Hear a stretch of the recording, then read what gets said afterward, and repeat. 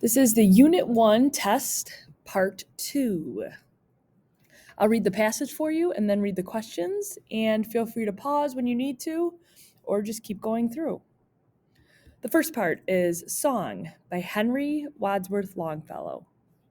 Stay, stay at home, my heart, and rest. Home-keeping hearts are happiest. For those that wander, they know not where, are full of trouble and full of care. To stay at home is best. Weary and homesick and distressed, they wander east, they wander west, and are baffled and beaten and blown about by the winds of the wilderness of doubt. To stay at home is best. Then stay at home, my heart, and rest. The bird is safest in its nest. Over all that flutter their wings and fly, a hawk is hovering in the sky. To stay at home is best. Number 1.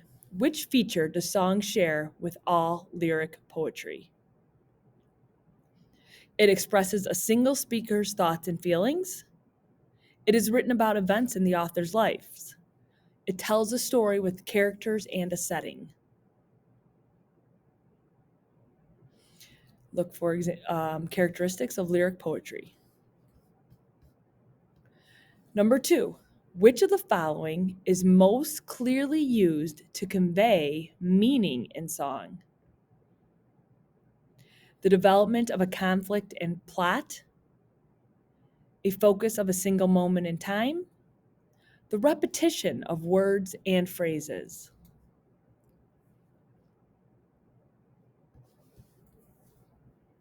Number 3, Part A. In song, which of the following is most clearly an example of a symbol? Those that wander, east, or a hawk?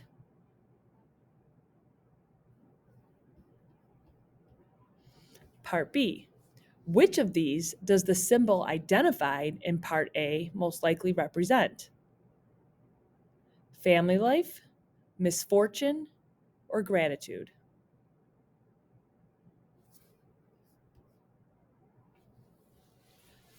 Number 4. The following question has 2 parts.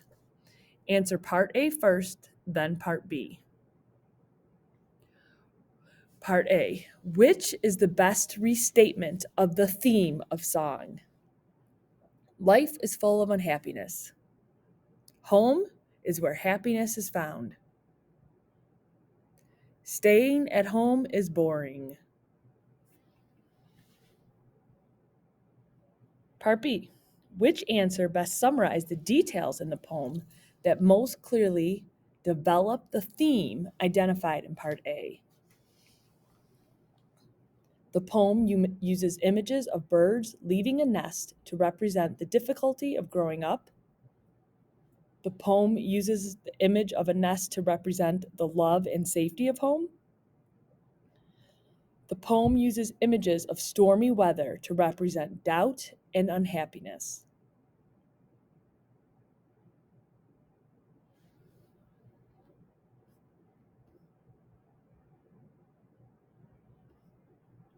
Okay, so read this poem for the next questions. From Paul Revere's Ride by Henry Wadsworth Longfellow. Listen, my children, and you shall hear of the midnight ride of Paul Revere. On the 18th of April in 75, hardly a man is now alive who remembers that famous day and year. He said to his friend, if the British march by land or sea from the town tonight, hang a lantern aloft in the belfry arch of the North Church Tower as a signal light. 1 if by land, and 2 if by sea, and I on the opposite shore will be, ready to ride and spread the alarm through every Middlesex village and farm, for the country folk to be up and to arm. Then he said, good night, and with the muffled oar, silently rowed to the Charleston shore, just as the moon rose above the bay, where swinging wide at her moorings lay the Somerset British man of war, a phantom ship with each mast and spar across the moon like a prison bar, and a huge black hulk that was magnified by its own reflection in the tide. Meanwhile, his friend, through alley and street, wanders and watches with eager ears, till in the silence around him he hears the muster of men at the barrack door, the sound of arms and the tramp of feet, and the measured tread of the grenadiers marching down to their boats on the shore. Okay, so number 5, which statement about Paul Revere's ride is most clearly true? It is a narrative poem, it is a lyric poem, it is a lyric poem that uses narrative techniques. Part B, which feature of Paul Revere's ride best supports the answer to Part A? It features character, plot, and setting. It focuses on thoughts and feelings. It is addressed to a specific audience. Number 6, what is one similarity of song and Paul Revere's ride? Both are focused on a similar theme. Both use rhythm to create a musical effect. Both describe events from the past.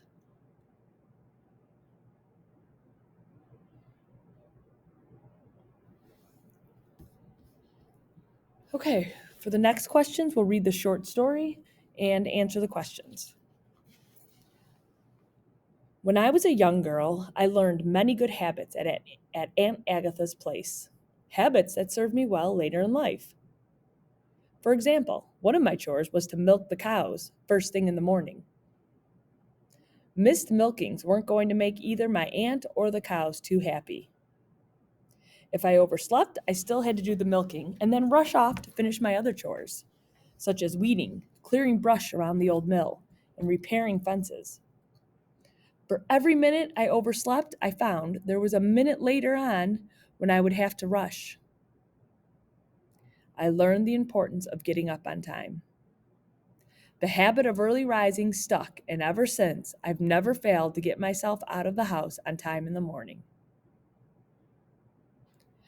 Aunt Agatha fed all her workers, myself included, a good breakfast, but I was on my own for lunch.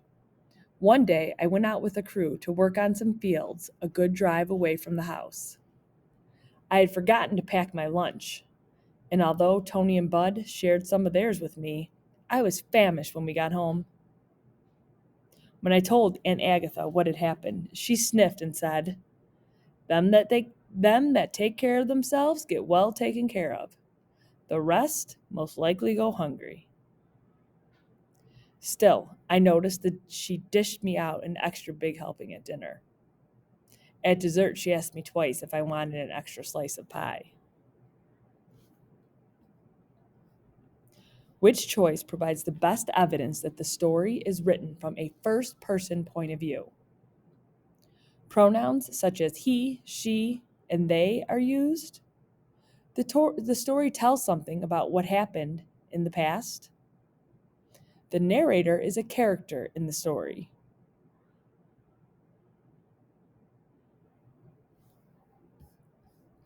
Number 8. How would the story most likely be different if it were told from a third-person omniscient point of view? It would not describe the feelings of the girl. It would tell what Aunt Agatha thinks about the girl. It would not include the quotation from Aunt Agatha.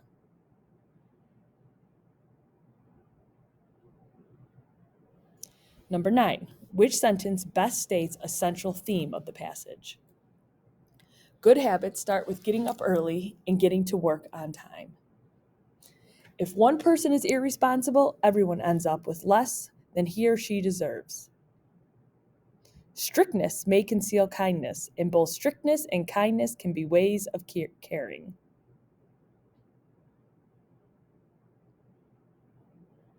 Okay, vocabulary. This is a section from Paul Revere's Ride. It's about Paul Revere, a patriot in the American Revolution who rode in 1775 to warn the colonists that the British troops were coming. Here's an excerpt from the poem. Then he said, "Good night," and with muffled oar, silently rowed to the Charleston shore. Just as the moon rose over the bay, where swingings were wide at her moorings lay, the Somerset British man of war, a phantom ship, with each mast and spar across the moon like a prison bar, and a huge black hulk that was magnified by its own reflection in the tide. What is the best definition of muffled as it used in the excerpt? Base your answer on context. Quieted, amplified, or carved?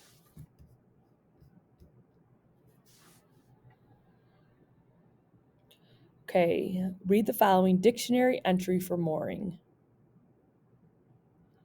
The place where a boat is tied up or anchored. Ropes or anchors used to keep a boat from leaving its place. The act of tying up a boat. Something such as a belief or routine that grants a person stability or security. So which definition best fits the word moorings in the poem? So look back in the poem.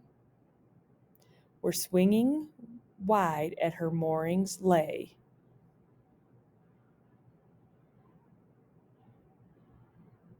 Definition 1, definition 2, or definition 3?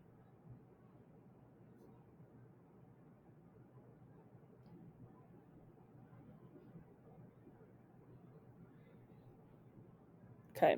Number 12. From your knowledge of the Greek work psyche, what is most likely the meaning of psychology? Field of biology related to the mind. Field of biology related to social groups. Field of biology related to chemistry.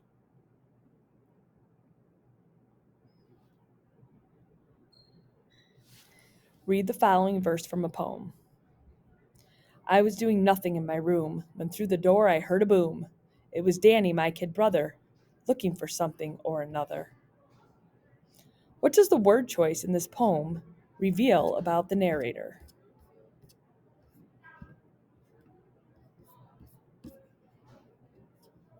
The narrator is older and a serious student.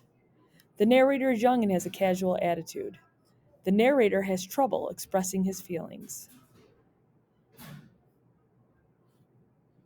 Okay, when you're done, go ahead and hit submit. And if you have questions, please ask. Go back through and check your answers as well.